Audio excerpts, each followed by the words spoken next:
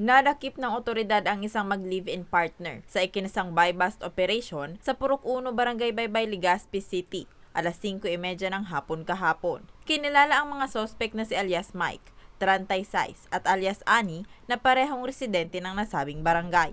Nakuha sa mga sospek ang 9 na gramo ng hinihinalang shabu na may tinatayang halagang 12,200 pesos. Si alias Mike ay dati nang sumuko sa mga otoridad dahil sa pagkakasungkot sa ilegal na droga, ngunit napag-alaman na bumalik sa ilegal na gawain kasama na ang kanyang live-in partner. Dahil po nakaluwas na po siya, so sinairarong tagyaray sila sa surveillance, may pingmaman ng tagyaray, kaya lang nakapag-convince siya ng live-in partner man sana para sindandua magpapabakal kay ning droga.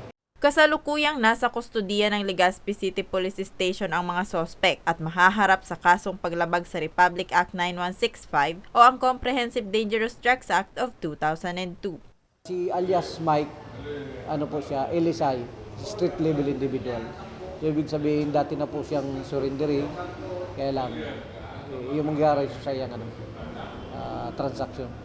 Muli namang nanawagan ng otoridad sa mga patuloy na tumatangkilik sa ilegal na droga na itigil na ang mga ilegal na gawain at mamuhay na lamang ng naaayon sa batas.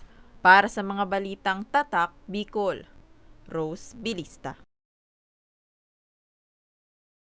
Ako si Jericho Rosales, sarong aktor, kasurog kang kalikasan, Oragon, Bicolano. Ang boto ko, ako Bicol. Ako Bicol, 131 sa balota.